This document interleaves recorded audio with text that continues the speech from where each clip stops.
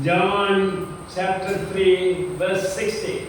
और जो पहला जो वचन है वो जो मेरे दिमाग में आता है वो ये है यूहन्ना रचित सुसमाचार उसका 3 अध्याय का 16 पद।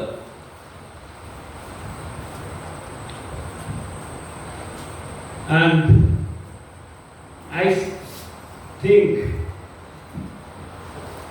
all of you have heard and all of you have read from the Bible that very same verse. और मैं इस बात को जानता हूँ कि आप सबने सुना होगा, पढ़ा होगा यूहन्ना रचित सुसमाचार 3 अध्याय का 16 पद को। Can I see the hands who have seen the verse? और आप में से कितने लोगों ने इस वचन को देखा है या पढ़ा है? क्या मैं आपके हाथ देख सकता हूँ? I think everybody has seen it. Okay. सब लोगों ने देखा है। Read from, I wish you to read from chapter 3 from verse 1 onwards. और मैं चाहता हूँ कि आप 3 अध्याय का 1 पद से पढ़ें। First let us read 9 verses. और 3 अध्याय का 9 पद को पढ़िए। First 9 verses. How can this be? Nicodemus asked, "You are Israel's teacher," said Jesus. And do you, Come on. Read. Right? Yeah. Read it. and do you not understand these things? Very truly I tell you, we speak of the what we know and we testify to what we have seen. But still, you people do Okay. not accept our testimony. I have spoken to you of earthly Verse things. 3 will do. Okay. Okay. Now, we are familiar with this narrative. और ये जो कहानी है उससे हम भली भांति परिचित है। I don't say this story. और मैं इसे कहानी नहीं बोलूँगा। It's an incident. और ये एक घटना है। Incident actually happened in the life of Jesus Christ. और ये एक ऐसी घटना है जो यीशु मसीह के साथ में घटा। So many people came to Jesus Christ बहुत सारे लोग यीशु मसीह के पास में आए to see him, देखने के लिए to witness the miracles, और जो चिन्ह चमत्कार करता था उसको देखने के लिए and to hear his that magnanimous, eloquent talks. और वो जो जिस तरीके से जिस शैली से वो बात करता था उसे सुनने के लिए बहुत सारे लोग आते थे। He was an unparalleled man. और वो एक बहुत ही प्रसिद्ध व्यक्ति था।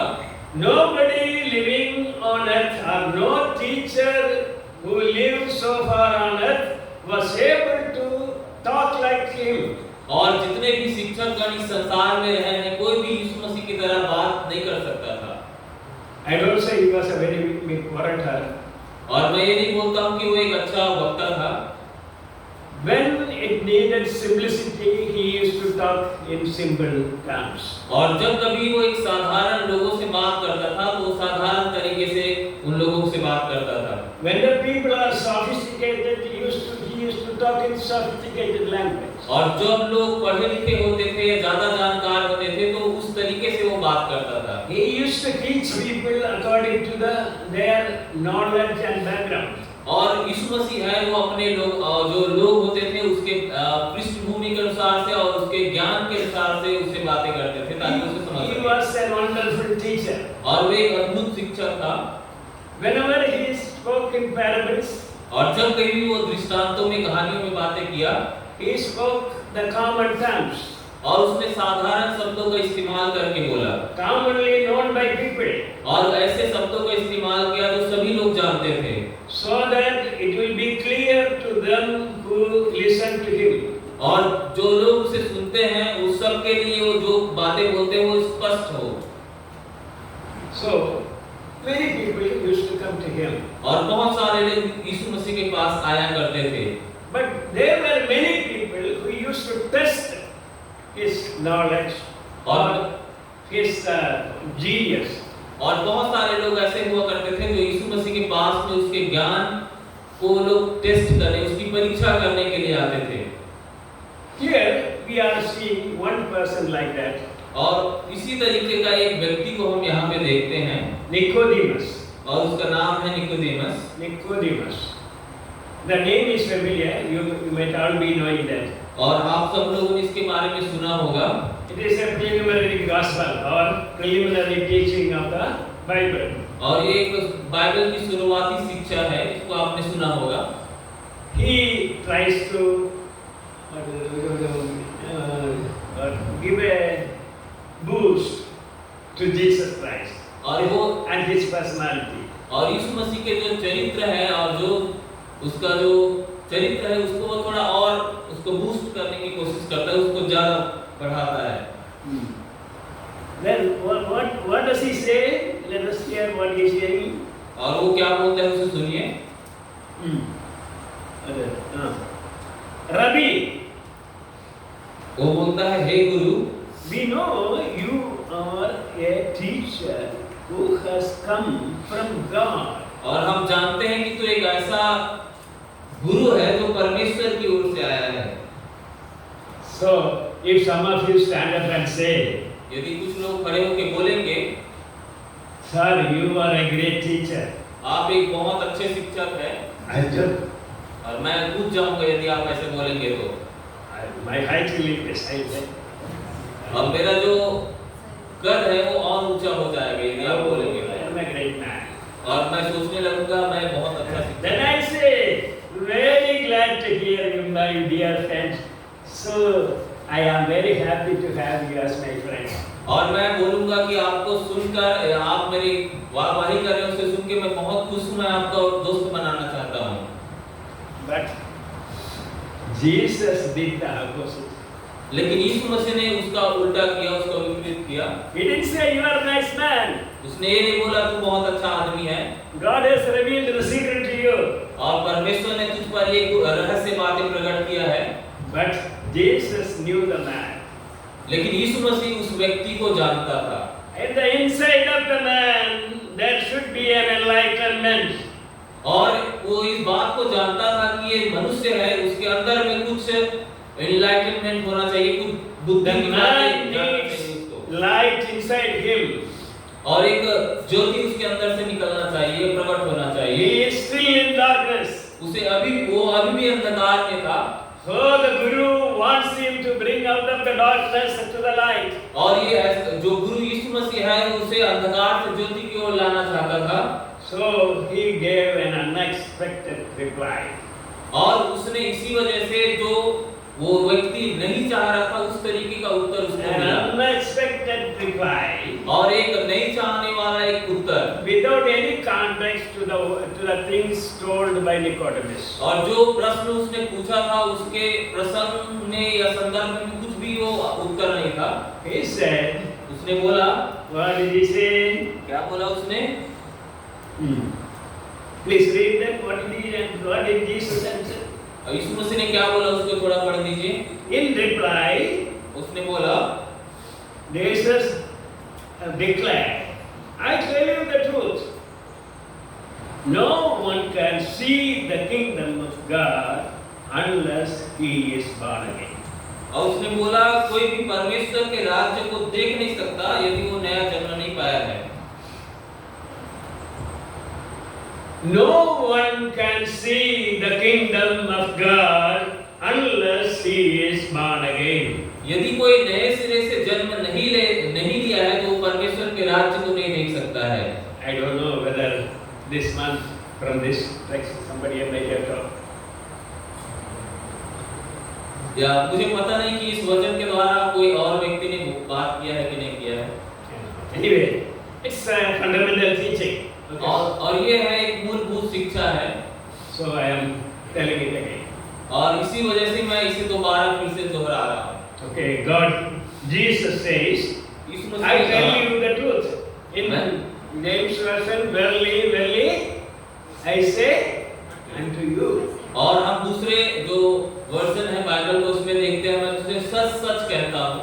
In simple edition, this is said, I tell you the truth. I tell you the truth. और जो मेरे पास बाइबल है उसमें लिखा है मैं तुझे सच कहता हूँ।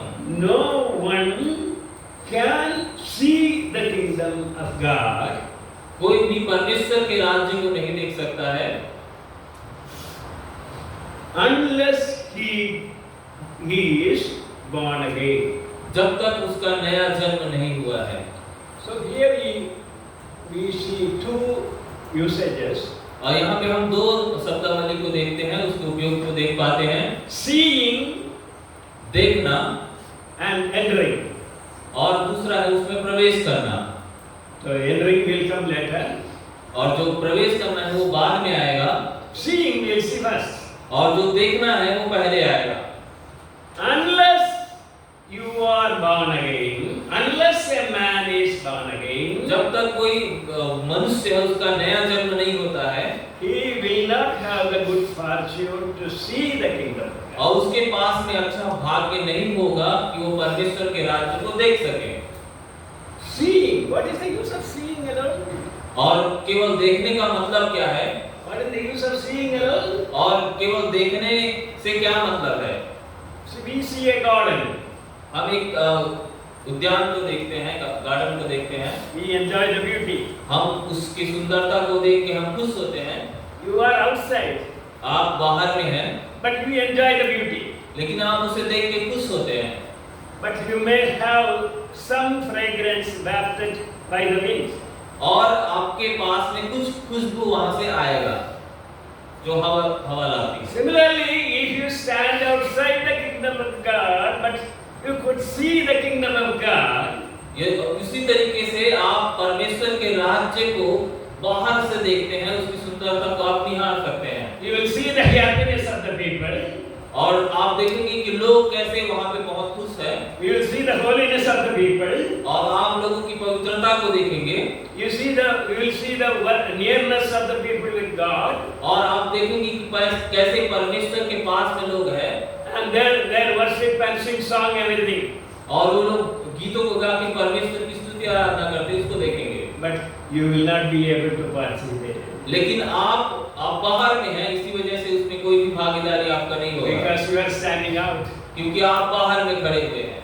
So, इसीलिए at least to enjoy seeing the beauty of holiness of God and the people of God in the kingdom of God, their enjoyment and rejoicing in the presence of the Lord, for that at least you must be born again. और यदि आप परमेश्वर के राज्य में जाना चाहते हैं, उसकी जो वहाँ की सुंदरता है, जो भी परमेश्वर की स्तुति आराधना है, उसको आप आनंद उठाना चाहते हैं, तो आपको कम से कम नया जन्म पाना पड़ेगा। Hallelujah.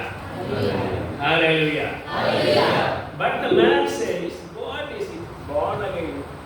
लेकिन लोग बोलते हैं कि ये नया जन्म या नए सिरे से शुरू होना है, क्या है? I would like to draw your attention to Moses. और मैं आपका ध्यान है मूसा की ओर केंद्रित करना चाहूँगा। You see, Moses, God gave him permission to behold the beauty of Canaan standing afar off in the hills. और पुराने नियम में हम देखते हैं परमेश्वर ने मूसा को एक आज्ञा दिया या उसको एक आज्ञा दिया कि वो जो कनान है, जो प्रॉमिस लैंड है, उसको बाहर से एक पहाड़ी से वो देख सका। He could not enter into Canaan. लेकिन वो उस कनान देश में प्रवेश नहीं कर पाया। He could see the beauty of Canaan. और उसने कनान देश की मनोहरता को निहारा। He could understand the blessings that contained in the land of Canaan. और कनान देश में जिस प्रकार की आशीषें था, उसको वो बाहर से देख सका। But he could not enjoy the blessings of Canaan. लेकिन वो कनान की जो आशीष है उसको आनंद नहीं उठा पाया। Similarly, इसी तरीके से a man who is born again can see the kingdom of God. और ये इसी तरीके से एक व्यक्ति जो नया जन्म पाया है वो परमेश्वर के राज्य को देख सकता है। I do not want to enlarge on it. और मैं इसको ज्यादा विस्तार से नहीं बताऊंगा। Then we'll see what is meant by born again. और इसका मतलब क्या है, नया जन्म पाने का मतलब क्या है? The great scholar, the great teacher Nicodemus is confused. और एक बहुत बड़ा शिक्षक है निकोदेमुस, वो भी उलझन में आ गए इस बात को समझने के What लिए। is this? This is a new teaching. और उसने बोला कि ये तो नई शिक्षा है, इसे मैं समझ नहीं पा रहा। What does it mean by being born again? और नए जन्म पाने का मतलब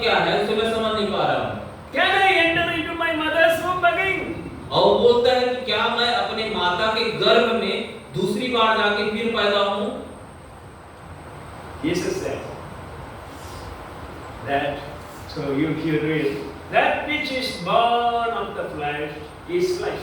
और यीशु मसीह ने बोला कि जो शरीर से जन्मा है वो शरीर है। You will read that. आप उसे पढ़ पाएंगे। That which is born of the flesh is flesh. और जो शरीर से उत्पन्न हुआ है वो शरीर है।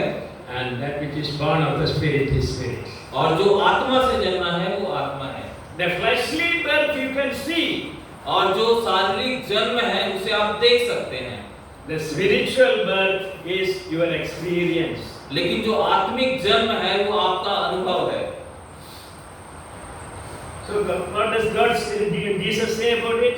और यीशु मसीह ने इसके विषय में क्या बोला? Let's see. You are Israel teacher, said Jesus, and do you not understand these things? I tell you the truth. We speak of what we know and we testify to what we have seen, but still you people do not accept our testimony. See, a man who hasn't experienced the kingdom of God और एक ऐसा व्यक्ति जो परमेश्वर के राज्य को अनुभव नहीं किया है, cannot understand what we say if we say about the kingdom of God. और जो व्यक्ति उसे देखा नहीं है, यदि हम परमेश्वर के राज्य के विषय में उसे बताएं तो वो समझ नहीं पाएगा। The Lord is rebuking the rabbi. और जो गुरु है, जो प्रभु है, The rebuking the teacher. और वो You are a teacher, but you do not understand the preliminary things. और उसने बोला कि तू इज़राइल का गुरु होकर या शिक्षक होकर इस बात को जो प्राइमरी जो शुरुआती शिक्षा उसको नहीं समझता। You do not distinguish between the flesh and the spirit. क्या तुझे आत्मा और शरीर के बीच में क्या फर्क है उसको पता नहीं? Yes, you should have a clear distinction between the flesh and the spirit.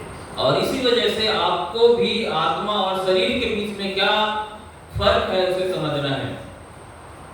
Flesh, from the flesh comes emotions. और जो शरीर से उसे बहुत सारी भावनाएं उत्पन्न होती है। By the mind comes emotions. और जो मन है उससे भी बहुत सारी भावनाएं आती है। By emotion you speak, talk and act. और उसी भावनाओं के साथ में उसी मन जो कहता है उसके अनुसार से आप चलते फिरते हैं, बात करते हैं। That need not be spiritual. और उसका मतलब ये नहीं कि वो आत्मिक है। That can be an excitement. और हो सकता है वो एक उत्साह हो। But the real thing is the spirit. लेकिन जो असली बात है वो आत्मा है। And what Jesus said? यीशु मसीह ने क्या बोला? The wind blows where it listeth. पढ़िए। हवा जिधर चाहती है उधर चलती है और तू उसका शब्द सुनता है परंतु नहीं जानता कि वह कहां से आती और किधर को जाती है। जो कोई आत्मा से जन्मा है वह ऐसा ही है। You can see the flesh. आप शरीर को देख सकते हैं, मांस को देख सकते हैं, Experience the senses. और आप जो ज्ञानेंद्रिय है उसका अनुभव कर सकते हैं। But the spiritual birth is an experience. लेकिन जो आत्मिक रूप से नया जन्म लेना या नए सिरे से शुरुआत करना एक अनुभव है। You say there is wind when the wind blows upon your body. और आपके ऊपर में जो हवा चलता है तो आपको पता चलता है कि हवा है। You say there is wind when the trees toss in the winds. और जो पेड़ है वो हवा के द्वारा इधर-उधर होती है तो आपको पता चलता है कि हवा चल रहा है। But you are not able to see the winds. लेकिन आप हवा को नहीं देख सकते हैं। You see the symptoms of the wind. लेकिन आप जो हवा के जो लक्षण हैं उसको आप देखते हैं। And Jesus explained to him the spiritual birth is like that. और यीशु मसीह ने भी इस तरीके से बोला कि जो आत्मिक रूप से जन्म लेता है वो इसी तरीके से आप उसे देख नहीं सकते। The transformation of the mind is not visible to naked eye, but can be experienced in real life. लेकिन जो आत्मिक रूप से जो जीवन जो हमारे जीवन में प्रवेश करता है, हमारे जीवन में आता है, उसे हम नंगे आंखों से उसे नहीं देख सकते हैं, जैसे निकोदेमुस भी नहीं देख पा रहा था। So Jesus said, यीशु मसीह ने उसको बोला, the spiritual birth is an experience. और जो आत्मिक रूप से जन्म लेता है वो इसी तरीके से आप उसे देख नहीं सकते। So Jesus said, Okay, let's move forward. आइए हम थोड़ा आगे बढ़ते हैं। And Jesus said, again he said, और इस मसीह आगे बोलते हैं, unless you are born of water and spirit, और जब तक तू पानी से, जल से और आत्मा से जन्म ना ले, you cannot enter into the kingdom of God. तो परमेश्वर के राज्य में प्रवेश नहीं कर पाएगा।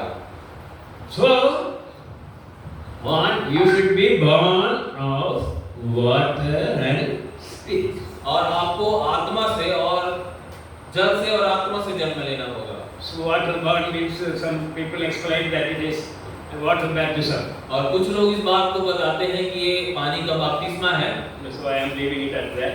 और मैं इसे छोड़ रहा हूँ इसी वजह से। But spiritual baptism, what is born of spirit? और आत्मिक रूप से जन्म लेना ये क्या है? Your transformation of the spirit by the renewing spirit of God. और आपके परमेश्वर के नए करने वाली आत्मा के द्वारा आपके अंदर में एक नया आत्मा डाला जाता है। The life-giving spirit of God.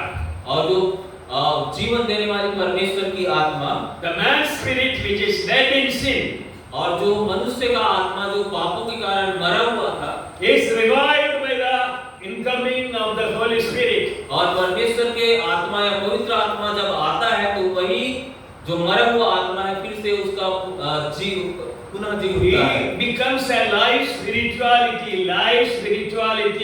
when he is born of the Spirit. और जब वो आत्मा से जन्म लेता है तो उसके अंदर का जो आत्मा होता है वो फिर पुनः जीवित Your हो जाता है। conscience becomes very alive and active.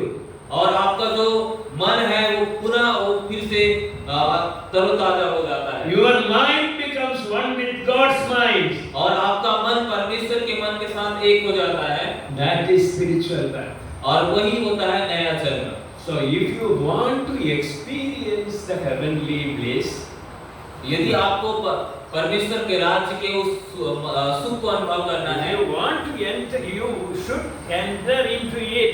यदि आप उसमें प्रवेश करना चाहते हैं, And unless you enter into it, you cannot go into the detailed experience of the kingdom of God. और जब तक आप परमेश्वर के राज्य में प्रवेश नहीं करोगे तब तक आप उसके अंदर की गहरी गहरी बातों को, परमेश्वर के राज्य की और भी गूढ़ बातों को आप नहीं समझ पाएंगे। So if you progress on this mode, और यदि आप इसमें फिर से और आगे बढ़ते जाते हैं, it says you have to mortify the works of the flesh. और आपको Mortify अपने शरीर को मारना कूटना है, the works of the flesh. और आपके शरीर को काम You have to revive the work of the spirit. और आपको जो आत्मा के जो काम है, आत्मा है उसको पुनः The inner man should become alive. और आपका आंतरिक मनुष्य है उसे नया होना है। So regarding the inner man, you should become active and live. और आपका नया जो आंतरिक मनुष्य है वो नया होगा तो आप सक्रिय होकर काम करेंगे। You should be clothed with the new man. और आपको एक नया मनुष्यत्व के साथ में आपको नए मनुष्यत्व को पहनना है। The inner man reformed, and that is reflected outside in the flesh. और जब आपका आंतरिक मनुष्य है अच्छा होगा तो वही आपके स्वभाव में बाहर में दिखेगा। A man born like this will be known by his fruit. और जो व्यक्ति इस तरीके से नया जन्म लेता है या नया जन्म को प्राप्त करता है वो अपने आत्मा के फलों के द्वारा वो पहचाना जाएगा। Unless the man gives a fruit that is according to the Spirit of God, we cannot say that he is born of the Spirit. और यदि कोई व्यक्ति है आत्मा के फल को अपने जीवन में प्रकट नहीं करता है तब तक हम उसे बोल नहीं सकते कि आत्मिक। In every one of us, God expects that fruit. और परमेश्वर हम सब से उस आत्मा के फल को चाहता है। You should be alive to spiritual fruits. और आपको आत्मिक फल लाने के लिए आपको नया बनना है। Okay, so then I want to conclude there. One more verse we will read here. Let's see. एक और वचन पढ़ के मैं यहाँ पे अपने बातों को समाप्त करूँगा। So, in order to make that man perfect in God, He sent His Son. और मनुष्य को सिद्ध बनाने के लिए परमेश्वर ने अपने पुत्र को इस संसार में भेजा। God so loved the world परमेश्वर ने जगत से ऐसा प्रेम रखा that He gave His only begotten Son, और उसने अपना एकलौता पुत्र दे दिया, only one Son, एकमात्र एकलौता पुत्र, that whosoever believes in Him ताकि जो कोई व्यक्ति उस पर विश्वास करे should not perish but have everlasting life. उसका नाश ना हो परंतु वो अनंत जीवन को प्राप्त करे। So when you receive Jesus in your personal life जब आप अपने व्यक्तिगत जीवन में यीशु मसीह को ग्रहण करते हैं and receive the blessing of the newness of spirit, और जब आप आत्मा के नएपन को अपने जीवन में अनुभव करते हैं, प्राप्त करते हैं उसे, throwing away the sins of the old man और अपने पुराने मनुष्यत्व के पापों को आप दूर करते हैं and wearing the cloth of righteousness, और आप धार्मिकता के उस कपड़े को पहन लेते हैं imparted by Jesus Christ. जो यीशु मसीह हमारे जीवन में देता है। He was righteous. वो धर्मी था He alone is righteous. और वो वही एकमात्र धर्मी है। God was so merciful to us और परमेश्वर हम सब के लिए to impart that righteousness upon us परमेश्वर दयालु था, इसलिए उसने हमारे धार्मिकता को हमारे जीवन में दिया by meeting the punishment for sin upon His body और वो उसने अपने पापों के दुख को उसने अपने आप उठा लिया and taking up His righteousness and clothing you with His righteousness, और यीशु मसीह की धार्मिकता को वो उठा के आपके ऊपर में दे देता है and you become a new creature. और इसी तरीके से आप एक नया मनुष्यत्व बनते हैं, एक नया सृष्टि बनते हैं। And one more thing I want to say is, एक और बात मैं आपको बोलना चाहूँगा।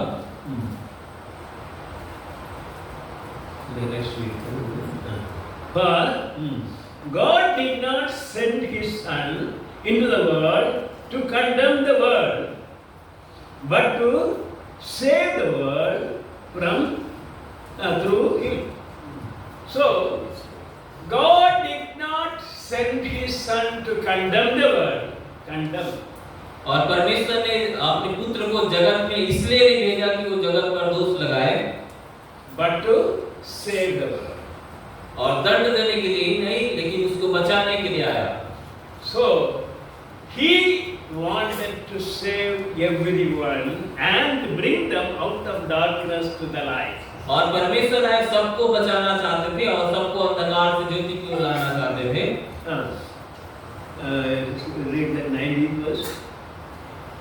और दंड की आज्ञा का कारण यह है कि ज्योति जगत में आई है और मनुष्यों ने अंधकार को ज्योति से अधिक प्रिय जाना क्योंकि उनके काम बुरे थे। The light came to this world, और ज्योति जगत में आई, but man did not receive the light, but he wanted to hide in the darkness. और वो ज्योति को पसंद नहीं किया, ये ज्योति और वो अंधकार में छिपा रहा क्योंकि उसके काम बुरे थे, अपने पापों को ढांपने के लिए। Man loved darkness instead of the light, और लोग है वो अंधकार को पसंद करते हैं ज्योति के, because his works were darkness. क्योंकि उसके काम बुरे थे। So those who perform the deeds of darkness, और जो लोग अंधकार के कामों को करते हैं, they do not want to come to the light, और वे लोग यीशु मसीह को मानना नहीं चाहते हैं, उस ज्योति में नहीं आना चाहते हैं, but they want to hide in the darkness. और वे लोग अपने बुरे बुरे कामों को अंधकार में या अंधकार में रहकर छिपाना चाहते हैं। So condemnation और पाप को is loving darkness instead of the light. और यदि आप अंधकार को पसंद करते हैं और आप पापों को नहीं मानते हैं, तो आप अंधकार को पसंद करते हैं, ज्योति को पसंद Loving करते the हैं। deeds of darkness instead of the deeds of light. और आप अंधकार के कामों को पसंद करते हैं और आप ज्योति के कामों को पसंद नहीं करते हैं। Preferring to stay in darkness instead of coming forth to the light. और आप अंधकार में रहना पसंद करते हैं और आप ज्योति में आना पसंद नहीं करते हैं। That is condemnation. और वही है एक दंड। So stop loving the darkness and the deeds of darkness. और आपको भी अंधकार और अंधकार के कामों को नापसंद करना होगा। And begin to love light and the works of the light. और आपको इस बात को शुरू करना होगा, आप ज्योति को पसंद करें और उसके जो प्रकाश के कामों को आप करना शुरू करें। You know what are the deeds of darkness? आपको पता है कि अंधकार के क्या क्या काम है What are the deeds of light? और जो ज्योति है उसके क्या क्या काम है। You know, whether you are in darkness or in light. और आपको पता है कि आप अंधकार में हैं या ज्योति में हैं।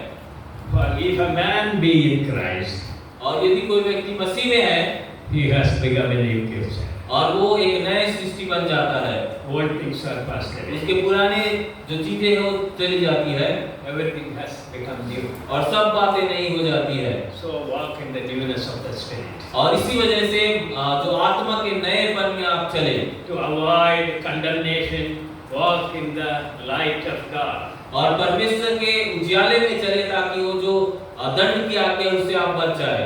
Work in and walk in Jesus.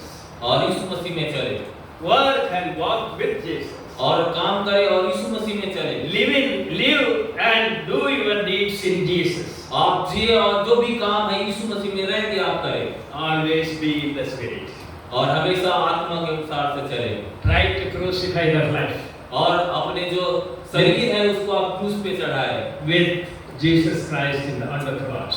और यीशु मसीह जैसे क्रूस पे चढ़ा वैसे आपके शरीर को आप क्रूस पे चढ़ाए। Try to become as resurrected life from the sin of darkness. और अंधकार और पाप के कामों को आप गाड़ दे और एक नए मनुष्य बन के आप ऊपर आए। God has given Jesus Christ for you to become the light. और परमेश्वर ने यीशु मसीह को हम सबको इसलिए दिया कि हम भी उजियाले बने, हम भी So ज्योति that बने। if you believe in Him and walk in Him, you will walk in the light. और यदि आप उसमें विश्वास करेंगे तो आप भी इस ज्योति में चलेंगे And you will yield the fruits of the light. और आप उस तरीके से चलेंगे तो आप आत्मा के फल को जो And ज्योति you के will फल be को आप called, प्राप्त करेंगे। and you will be called the children of light. और तब जाके आप ज्योति की संतान कहलाएंगे। God has brought you here to become the children of light. और आपको परमेश्वर ने यहाँ पे इसलिए लाया है ताकि आप ज्योति की संतान बन सकें। And to become torch bearers those who are living in darkness. और आप उन लोगों के बीच में जाते हैं जो अंधकार में रहते हैं, आप टॉर्च को लेके उसके पास में जाते हैं। Amen. First of all, let us rise up from all the black holdings of this world और इस दुनिया में जितने भी अंधकार के काम हैं उससे हम निकल के बाहर आ जाए and move towards the light. और ज्योति की ओर हम आगे बढ़े। Jesus is there और यीशु मसीह वहाँ पे है to be your friend. आपका दोस्त बनने के लिए, आपका मित्र बनने के लिए। He says, उसने बोला, I am your friend और उसने बोला मैं तुम्हारा मित्र हूँ because I have told all my secrets to you. क्योंकि मैंने जितने भी रहस्य बातें था उसको आपको बताया। If you obey my commandments, यदि आप मेरी आज्ञाओं को मानोगे, walk as I do and with my Father. और जैसे परमेश्वर ने मुझे बोला मैं वैसे करता हूँ। If you walk with me, यदि आप मेरे साथ चलोगे, do my will, मेरी इच्छाओं को पूरी करोगे, you are my friends. तब तुम मेरे मित्र बनोगे। And be a friend to Jesus. और यीशु मसीह का एक अच्छा मित्र बनिए। Try to introduce this friend to others. और यही मित्र को आप दूसरे को भी बताएं। First of all, you come out of darkness. और पहली बात आप अंधकार से ज्योति की ओर आते हैं, Fully throwing away the love of flesh और पूरी तरीके से अपने शरीर के कामों को आप दूर करते हैं and rise up to the light of Jesus Christ. और यीशु मसीह की उस ज्योति के अनुसार से आप आगे बढ़े। God bless you. परमेश्वर आप सबको आशीष दे।